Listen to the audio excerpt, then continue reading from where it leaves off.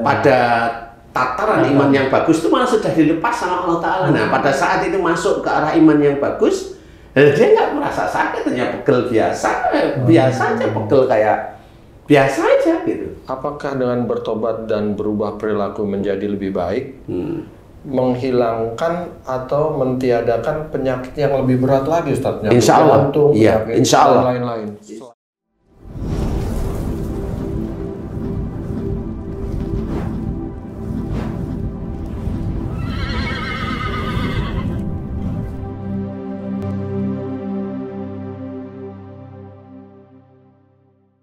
Bismillahirrahmanirrahim. Assalamualaikum warahmatullahi wabarakatuh. Waalaikumsalam warahmatullahi wabarakatuh. Para pemirsa dan sahabat beriman dimanapun berada, alhamdulillah kita berjumpa lagi di Ustadz Danu Official Channel. Semoga kita selalu dalam lindungan Allah Subhanahu wa Ta'ala. Di video kali ini kita akan ngaji lagi bersama guru kita semua, Pak Ustadz Danu. Assalamualaikum Pak Ustadz. Waalaikumsalam warahmatullahi wabarakatuh. Assalamualaikum Bang J. Waalaikumsalam Pak Tong. Amin. Alhamdulillah. Para pemirsa dan sahabat beriman dimanapun berada, kali ini kita akan ngaji tentang satu penyakit kalau bisa dikatakan gitu, atau apa namanya, yang sering dikeluhkan lah oleh teman-teman kita, teman-teman saya dan teman-teman para pemirsa semua juga barangkali sering sekali mereka mengeluh tentang lehernya sakit, tidak bisa noleh, atau kadang-kadang tangannya sakit, alasannya salah tidur alasannya gitu. Kalau di tempat saya salah bantal.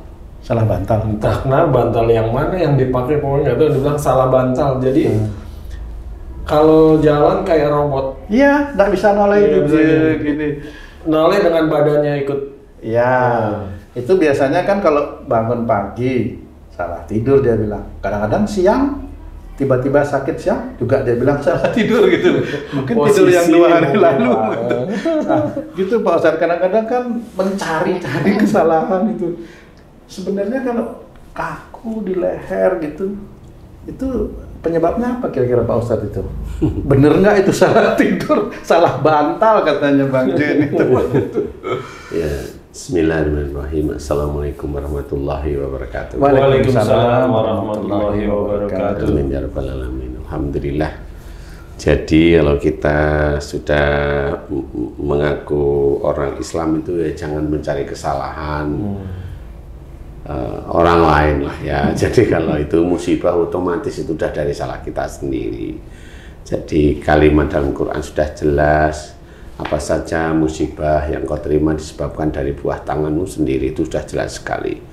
Wa ma asabakum min musibatin fa bima kasabat aydikum. Jadi itu awal kita itu mengimani Quran. Jelas mengimani, jelas. Oh, berarti kalau ada musibah mengenai saya, leher kaku sampai ke bahu. Berhari-hari kan gitu, atau memang bertahun-tahun, ada yang seperti ini yang berhari-hari sama bertahun-tahun ya. Nanti akan saya bedakan untuk bercerita. Nah itu jangan menyalahkan bantal, tempat tidurnya, atau yang tidur di sebelahnya. Mukulin gitu Pak. Ya janganlah ya. Nah sekarang saya akan memberikan gambaran yang ringan untuk sakit di daerah leher yang kaku sampai ke punggung, sampai ke pundak sini ya. Kaku kayak gini, ini sakit sekali, jadi harus muter sama badannya itu. Jadi leher itu tempat untuk fleksibilitas cukup tinggi lah ya. Leher untuk nengok sampai 180 derajat lah, secara ya. fisik tubuh. Secara ya, fisik tubuh. Ya. Kemudian leher itu menyangga kepala. Menyangga kepala untuk berpikir ya. Kepala itu relatif kan ya untuk berpikir, benar, untuk mendengar, untuk melihat, kan ada di kepala untuk berbicara kan gitu ya. Leher itu menyangga itu. Nah kalau lehernya kaku, sakit, nah berarti sedulur beriman yang sakit kondisi yang seperti itu biasanya kaku di dalam menanggapi pandangan orang, pendengaran yang diucapkan orang, kemudian Berpikir, di sini ada otak untuk berpikir, kaku kalau diajak untuk berpikir, cenderung nggak mau, cenderung emosi, cenderung ego, gitu, seperti itu. Nah, sakit di titik di leher itu bukan berarti sakit sekarang itu kemudian sebelumnya baru melakukan kesalahan itu, enggak, sebelumnya seperti itu. Jadi tidak di titik itu. Jadi istilahnya kalau memang dosanya sudah masuk timbangan, masuk nisab istilahnya, baru dimunculkan oleh Allah. Nah, bagi saudara sedulur beriman yang memang itu nanti sekitar seminggu baru hilang, kan gitu ya, atau 2 minggu baru hilang, ini memang dosanya diingatkan oleh Allah Ta'ala bahwa kita, kalau yang sakit, kita itu termasuk orang yang kaku di dalam menanggapi bicara orang lain, pandangan orang lain, pikiran orang lain. Kaku. Kalau itu ada sakit berarti selain kaku ada emosi. Nah, orang lain itu siapa? Karena memang ini adalah leher itu memang fleksibilitas, berarti memang kita termasuk orang yang nggak peduli. Bukan tidak peduli, tidak fleksibel istilahnya. Tidak fleksibel untuk menanggapi. Umpamanya kayak kamu tanya dong, ya kan saya harus nanggepin. Apa nih maksudmu? Haji C tanya. Apa nih maksudnya Haji C? Nah, itu nanggepin, berpikir, nanggepin. Dan nggak harus nanggepinnya dengan omongan yang kaku, omongan yang arogan, omongan yang penuh tekanan, omongan yang egois, kan enggak. Itu saya kalau dengan kamu, umpamanya dengan Haji C. Kalau umpamanya saya dengan istri saya, ya sama, saya dengerin. Dia ngomong apa, maksudnya apa, kemudian kita jawabnya bagaimana. Nah, di titik-titik kita menjawab itulah, atau kita punya pikiran itulah sebenarnya berhubungan dengan leher, daerah belakang khususnya. Jadi umpamanya kalau kamu umpamanya sering agak kaku dulu, ya paling pertanyaan saya, kamu dulu dengan istri atau dengan orang tua atau dengan teman bekerjamu, kalau diajak mikir, diajak bicara, diajak bertukar pandangan, ada kaku, ada ego, ada arogan, ada egois, enggak. Nah, di situ baru ngeh nanti. Diam, nanti akan ketemu. Iya. Contoh kekakuan namanya. Nah, contoh kekakuan itu muncul namanya ini tuh, kamu nanggepin istrimu lagi marah, kamu ikut marah juga. Nah, itu apa namanya? Nah, kan itu ego. Juga ada ego, ada emosi masuk di situ. Ada kekakuan juga. Nggak mau disalahin. Nggak mau disalahin. Padahal masalahnya di mana kan? Ini yang harus diamati. Kalau masalah itu masalah biasa, kenapa harus marah? Kamu akan jawab, karena istri saya marah. Loh, kan bener jawab sudah. Berarti tidak mau belajar, langsung jawab, karena istri saya marah. Loh, bukan itu jawabannya. Jawabannya harus gimana caranya saya dalam menanggapinya tidak emosi, kan gitu. Bukan, lah karena istri saya marah. Loh, kan ini udah jelas ada ego di situ. Ditanyain pun ada ego mau nyalain istri. Nah, itu nanti kalau sudah masuk nisabnya, ya sakit di sini. Nah, itu seperti itu. Kemudian, umpamanya kamu suatu ketika ya diomongin nih, anakmu pulangnya malam terus 3 hari berturut-turut. Nah, cenderunganmu akan marah atau ngobrol baik-baik dengan anakmu? Lah kan gitu ya. Kenapa pertanyaannya? Kenapa kamu harus marah kan itu? Kan harus diajak ngomong baik-baik. Anak muda kan belum ngerti apa yang dia lakukan gitu loh. Ini ilmu baru di dalam membentuk rumah tangga menurut saya, Pak Ustadz. Ini ilmu lama sebenarnya. Iya itu, Mas. Tapi ya kan Haji? 1400 tahun yang lalu. Iya, Haji dia benar 1400 tahun lebih. Marah dia sama anaknya. Itu katanya. Kalau 1400 tahun lebih katanya. Sudah. Kalau yang sekarang ya jengkel juga. Karena dari dulu kan nggak pernah dengar yang kayak Pak Ustadz jelasin nih Pak Ustadz. Sebenarnya memang harus seperti itu. Iya. Ini kan rasa hormat kepada pasangan. Hormat aja dulu kan gitu ya. Bener. Kalau mamanya didengerin, mamanya si istri itu salah kan nggak dinasehatin. Kan bukan marah kan gitu. Saya hormat sama istri saya kalau lagi perlu. ini terus terang begitu loh. Ya perlu mau baik-baik aja. Karena gitu gitu kan. Luang juga Bener ya. nggak tuh? Pantesan kalau ada istri bilang, ini pasti ada maunya nih. Iya benar. Iya benar Pak Ustadz. Jadi itu yang sering terjadi di dalam keluarga. Makanya jangan menyalahkan bantal, jangan menyalahkan kasur, jangan menyalahkan tidur juga. Bantal, kasur, oke, habis itu buang, nggak usah pakai bantal, nggak usah pakai kasur. Kan gitu. Kenapa? Kenapa? Ya ini nggak apa-apa. Kita benar-benar berpikir. Iya benar. Tapi kan nggak mau buang, benar nggak sih? Benar nggak mau buang. Kalau nggak mau buang masih tidur, munafik nggak di hadapan Allah. Munafik. Lah ya munafik sebenarnya. Itu ya, itulah yang harus kita ketahui bahwa emang nggak boleh nyalahin. Kalau kamu mau merasa benar, buang aja bantalnya, buang aja kasurnya, beli lagi. Simpel itu Pak Ustadz. Simpel. Tapi nggak mungkin dilakukan juga itu. Kalau nggak dilakukan namanya apa? Oh, kamu tidur di situ lagi. Iya, Oh, munafik ya? Lah iya. Oke ya. Kemudian anggap aja salah tidur kan gitu ya. Ya. Oke. Yang jelas kita harus berpikir, kita mau tidur, rasain aja kita mau tidur. Ingat-ingat nih, kamu mau tidur di dalam pikiranmu, gerakanmu itu kamu cari yang paling nyaman untuk mau merem atau paling yang nggak enak kamu merem. Coba kamu amatin. Paling enak dong. Kan paling enak ya. Gini aja nggak enak. Sebelum tidur Gini itu. gerak. Sebelum tidur Sebelum itu kan tidur, tahu ya. ya. Nyari posisi dulu. yang enak dulu. Posisi yang enak, ya. Posisi yang enak baru itu nanti tidur. Kan gitu. Iya. Mana posisi nyelimpet begini terus tidur nggak bisa gitu loh. Jadi jangan menyalahkan salah tidur. Salah posisi Karena tidur. kamu itu sudah mencari yang paling enak dan diizinkan oleh Allah Ta'ala tidur. Lu masih aja disalahkan, gimana? Kenapa gitu ya Pak Ustadz? Lah bukan kenapa gitu lah, inilah manusia yang harusnya belajar berpikir. Saya mengakui itu Pak Ustadz. Mengakui itu memang. Akhirnya, loh, kenapa gitu ya? Setelah Pak Ustadz jelasin, bodoh banget gitu loh. Ya bukan Dulu itu. bodoh.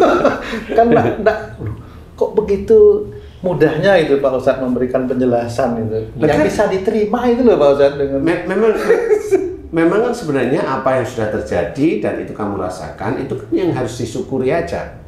Kadang bagi orang-orang yang memang dia itu sangat tawadhu kepada Allah Ta'ala, pada saat dia itu sakit, dia itu masih bisa gimana? Alhamdulillah saya diberi sakit oleh Allah Ta'ala. Bilang Alhamdulillah. Iya, itu orang yang tawadhu, tapi harus paham sabar dalam menerima musibah. Nah, sabar dalam menerima musibah ini bukan diam, itu kuncinya. Sabar itu mencari apa namanya?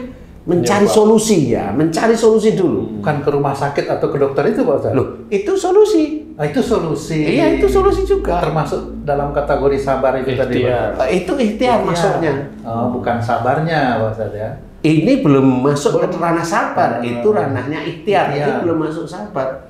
Kalau masuk sabar itu adalah pada saat, kalau sabar itu kan dia ke rumah sakit ya diem aja kan gitu. Apanya yang sabar? Itu diem namanya. Ya itu kan belum sabar, itu ikhtiar aja. Oh iya. Tapi kalau sudah sabar, melakukan ikhtiar berkali-kali tapi belum ada perubahan, baru dia sabar. nah, baru itu dibilang nanti oleh Allah Ta'ala yang bilang sabar itu Allah bukan kita. Oh. Jadi umpamanya begini nih, umpamanya bahwa apa saja musibah yang kita terima itu kan disebabkan kesalahan perbuatan kita. Ini tahu nih, setelah itu kan kita tobat nih pada Allah Ta'ala, memohon ampun, tobat. Nah, itulah ikhtiar menurut syariat dalam agama kita, itu ikhtiarnya. Ikhtiar yang sejalan dengan syariat agama kita. Kalau ke rumah sakit itu ikhtiar menurut keilmuan. Oh. Menurut syariat juga nggak itu Pak Ustadz? Nggak masuk itu menurut keilmuan, itu hanya ikhtiar. Sekarang kamu cari rezeki nih, ya.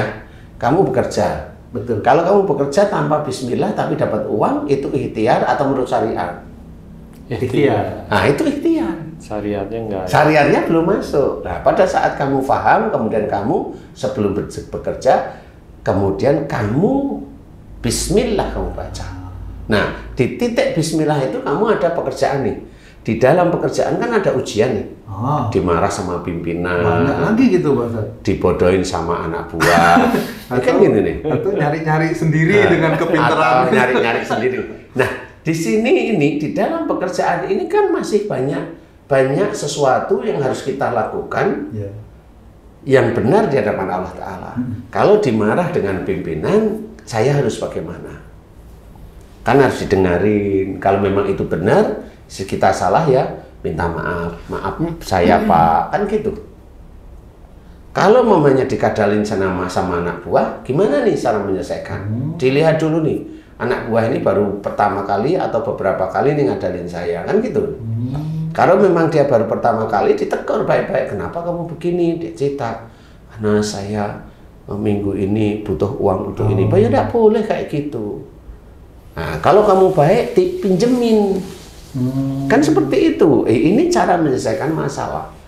Nah, kalau mamanya kamu cari-cari mau keuntungan lewat pekerjaan itu sama ikhtiar. Tapi itu nyuri kan gitu. Oh, bukan berarti kalau awalnya bismillah terus halal semua, nggak bisa. Nggak bisa. Bismillah itu untuk memulai pekerjaan yang akan dikerjakan. Lalu setelah itu ingat-ingat lagi. Ya ingat lagi, masa umumnya sekarang kamu mau nyuri terus Bismillah itu halal terusan. Enggak seperti itu. Kan beda, makanya tetap ada di garisnya Allah di dalam syariat. Nah, istilahnya kalau berobat ke rumah sakit itu ikhtiar. Ya, ikhtiar pada ilmunya. Nah, dia akan menjadi syariat. Syaratnya bagaimana itu, Pak? Nah, kalau memang kita track pada sakitnya, itu ikhtiar mencari ilmunya untuk sembuh, ya dia dapat ilmu dari berobat tadi, yaitu ringannya atau sembuhnya penyakitnya. Tapi kalau itu disebabkan sakitnya, disebabkan karena dosa-dosanya, kalau penyakitnya sembuh kan dosanya nggak hilang. Jadi harus difahami itu. Jadi kalau mamanya dia kena kanker karena marah kepada suaminya, kan gitu nih, bagi ibu-ibu yang usia di atas 50 nih, kanker karena dia marah pada suaminya. Pada saat dia itu di kemo dan sembuh, apakah dosanya ikut hilang pada saat di kemo? Enggak ya? Enggak. Karena kemo tidak menghapus dosa gitu. Karena kemo tidak menghapus dosa. Emang kemo itu langsung menyetip catatannya malaikat atid kan, yang enggak gitu. Yang bisa menghapus dosa itu mohon ampun. Kemudian berjanji pada Allah Ta'ala untuk tidak melakukan lagi. Mohon ampun, mohon ampun, mohon ampun. Berjanji untuk tidak melakukan lagi. Mohon ampun, mohon. Nah, di titik itulah dia masuk ke dalam syariat. Dia belajar untuk sabar. Makanya pada saat dia ikhtiar di jalan Allah untuk bertobat memohon ampun, nah di titik itulah nanti Allah akan menjawab dia sabar atau tidak. Sabar bukan kita yang menilai. Oh betul. Jadi kalau ada orang bilang, saya sudah sabar. Ya bohong, dia nggak tahu. Paling sering itu kedengeran itu. Orang itu kadang-kadang diajak ngobrol itu tersinggung, marah kok kan gitu ya. Jadi bisa seperti itu. Jadi sabar itu nilai di hadapan Allah Ta'ala, bukan diamnya. Bukan diamnya, kan gitu ya. Diam itu bisa aja memang dia menyimpan marah, kan gitu. Diam menunduk malu, diam pucat terlihat dingin ketahuan. Bener juga. Ya tuh kan ya. Ya, nggak pernah salah. Bukan nggak pernah salah. Nggak pernah ketahuan. Nah, belum pernah merasakan. Ya. Itu yang tepatnya itu. Ustaz nih. Memang sakit di leher nih, kalau saya sering katakan tuh salah bantal tuh kurang lebih semingguan baru setelah diurut atau dikasih tempel apa ya namanya ya, kayak cap-cabe apa bisa ya jadi gitu itu ya. Sini kurang terasinya kali itu Ji, baru cabe. Ada terasi. Ini nyebutin merek ya. Jadi saya sambel dong guys. Yang panas banget itu benar-benar tersiksa, Ustaz. Nah, kalau ada orang yang belum pernah, kalau saya udah pernah Ustaz ya, belum pernah mengalami sakit leher di sini atau salah bantal itu Ustaz. Kemudian dia nonton acara kita, maka dia bermuhasabah. Ya. Apakah dulu pernah yang seperti Ustadz jelaskan, tapi kok dia menyadari, tapi kok dia belum dapat sakit. Nah, apa yang harus dia lakukan, Ustadz, supaya nggak terhindar dari sakit itu, Ustadz? Jadi ada dua kemungkinan, dia memang tidak sakit lagi, insya Allah selamanya, atau dia mengalami sakit. Gitu. Tetap ada dua. Sakit itu karena adalah pada saat sebenarnya nisab itu seperti kayak membayar zakat itu ya, ada nisabnya ya, ada batasannya, ya. Batas minimal. Nah, sebenarnya batasan dia sebelum sakit itu memang umpamanya dia 10% baru nanti 10%. Gimana ya caranya ya? Saya anggap ginilah, kalau dia imannya itu membaik, batasannya itu semakin kecil sehingga menyebabkan dia sendiri itu cepat mendapatkan sakit. Ya. Jadi iman semakin baik, semakin dia akan menjadikan sakit. Tapi kalau memangnya dia tahu kemudian dia itu memohon ampun kepada Allah Ta'ala, ada bedanya. Imannya membaik sehingga dia diberikan sakit oleh Allah Ta'ala, tetapi bukan sakit dalam bentuk sakit yang mengunci sampai seminggu, belum tentu. Tapi dia dimunculkan sakitnya, tapi itu langsung habrur. Istilahnya kalau apa namanya, kalau istilahnya kita nulis, kita urak-urak itu, kemudian baru kita stipin itu loh, itu kan masih ada bekas-bekas nanti hilang, nah, seperti itu. Tapi kalau orang yang dia sakit beneran, kemudian seminggu atau 2 minggu sembuh, itu belum tentu sembuhnya itu karena ampunan Allah. Itu hanya diingatkan bahwa kamu punya dosa di titik ini. Paham ya? Nanti penyakit itu akan dimunculkan oleh Allah Ta'ala lagi. Sakit aja di situ lagi.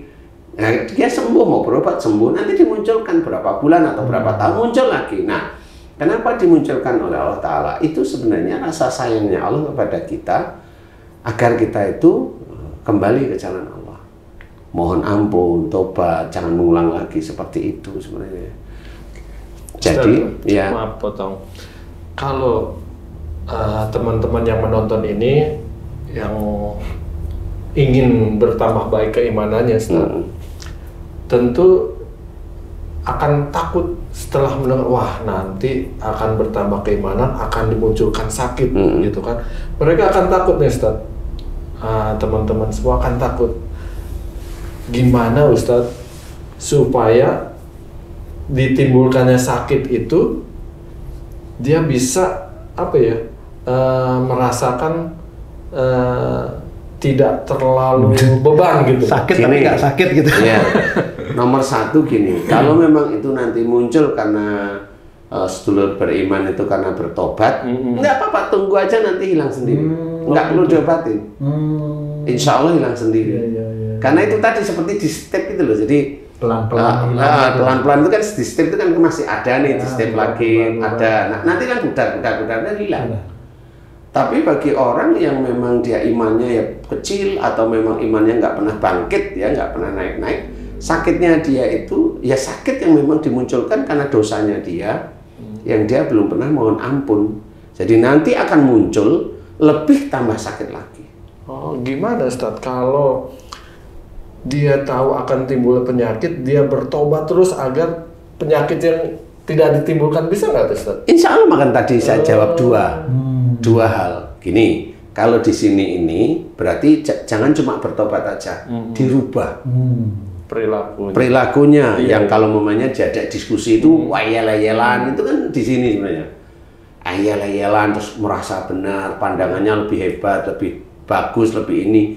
Kemudian ada ego, ada penekanan. Nah, kalau ingin benar-benar tidak merasa sakit, jangan cuma bertobat, tapi berubah juga. Langsung berubah. Nah, berubah inilah yang tadi saya ceritain, bisa aja malah nggak dimunculkan sakit. Aplikasinya lebih penting gitu, Pak. Iya. Karena sejak awal itu bukan langsung muncul penyakitnya, enggak. Sejak awal penyakit ini belum masuk pada tataran iman yang bagus, itu malah sudah dilepas sama Allah Ta'ala. Nah, pada saat itu masuk ke arah iman yang bagus, Dia nggak merasa sakit, hanya pegel biasa, biasa aja pegel kayak biasa aja gitu. Apakah dengan bertobat dan berubah perilaku menjadi lebih baik, menghilangkan atau mentiadakan penyakit yang lebih berat lagi, Ustaz? Insya Allah, jantung, iya, penyakit, insya Allah, dan lain-lain. insya Allah, Oh. insya Allah. Karena apa? Karena kan itu kan porsi dosa yang masih kalau menurut saya. Porsi dosa itu yang masih. Karena yang saya alami dari pasien yang saya tangani itu, umpamanya nih, ada skizo, paham, saya kasih tahu, jangan begini, jangan begini, jangan begini. Yang dulunya kepalanya berat, yang dulunya dadanya sesek, deg, deg, deg, deg, deg, terus, kemudian nggak bisa tidur, punggungnya berat, mengunci, seperti itu. Itu kalau dia dikasih tahu, kemudian berjanji sama Allah Ta'ala, jangan lakukan lagi, dia mau, diresapi, dia mau, kemudian didoain itu yang berat di dada, di kepala, nggak bisa tidur itu diizinkan oleh Allah Ta'ala hilang. Kan mirip sebenarnya sih. Tinggal seorang itu berubah sebenarnya. Jadi yang diinginkan oleh Allah Ta'ala itu berubah. Saya itu hanya seperti literatur aja. Paham ya? Literatur. Jadi kalau sini kenceng, dan aja kenceng itu nggak cuma seminggu 2 minggu. Loh, 3 tahun kenceng itu ada pasien saya. 3 tahun itu kenceng, nggak taunya dia nggak cuma kenceng sama istrinya, rata-rata laki-laki ini. Dia memang dulu sering kenceng sama orang tuanya, lah makanya dia nggak bisa nengok jadi gini.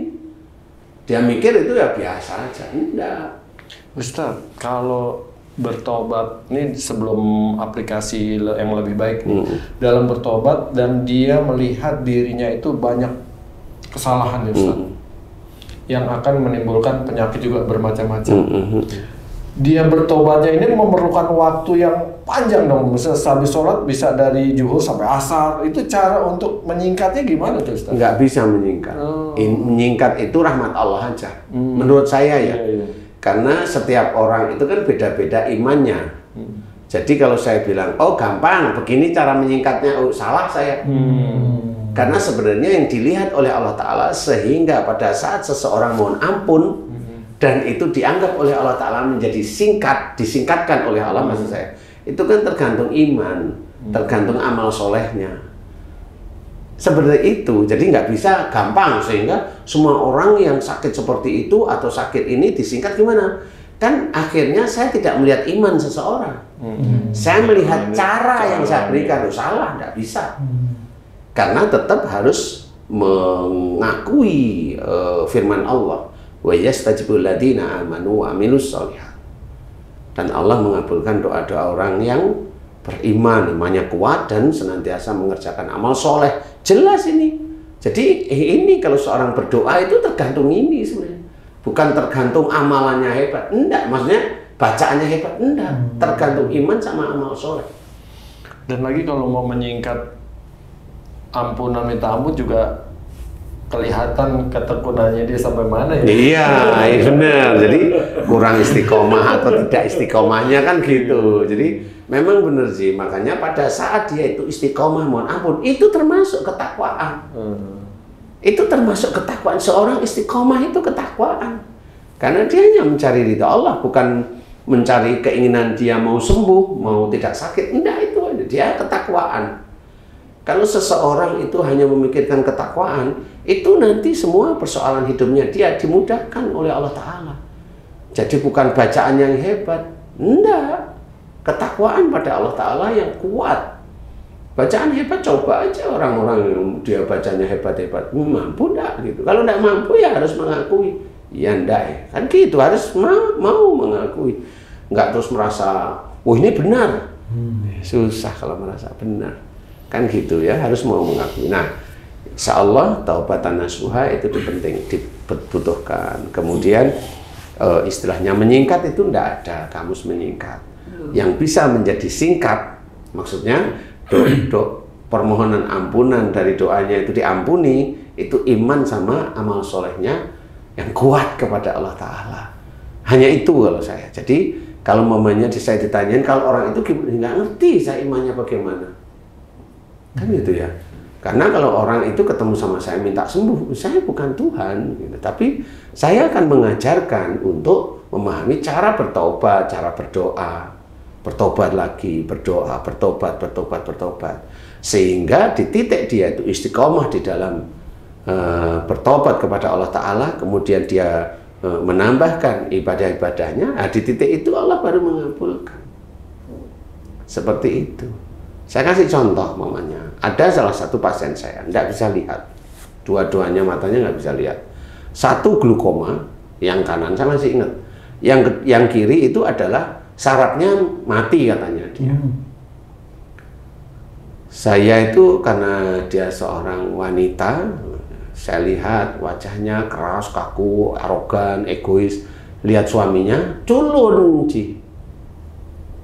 suaminya, jadi ketahuan kalau suaminya ditendangi terus pasti masih lugu ya. Ya lugu lah, culun lah ya. Nah, lugu. Nah, di titik itu saya tanya, Bu, apakah Ibu sejak menikah dengan suami itu selalu tidak gubris itu apa namanya? Menghiraukan. Tidak menghiraukan nasihat-nasihat suami. Banyak nasihat suami yang Ibu tabrak. Dia jawab iya.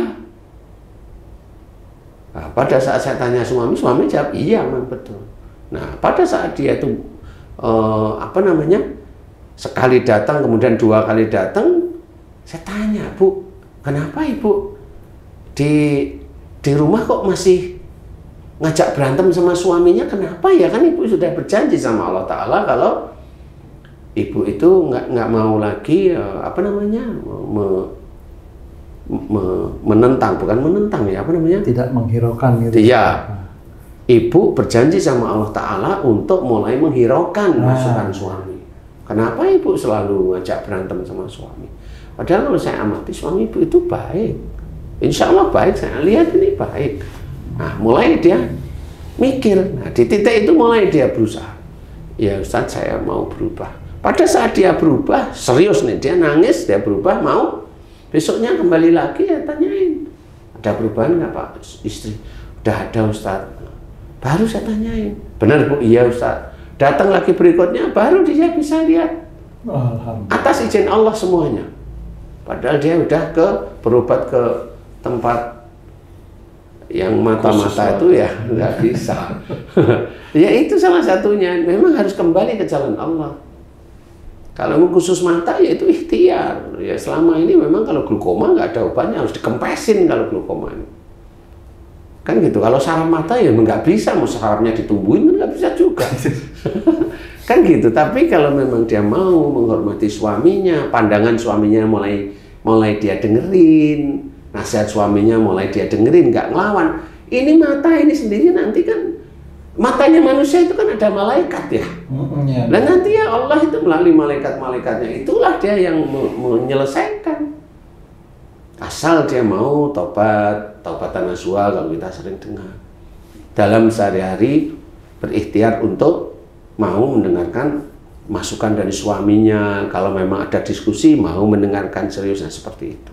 Alhamdulillah diberi penglihatan lagi oleh Allah Ta'ala. Nah sama seperti di sini.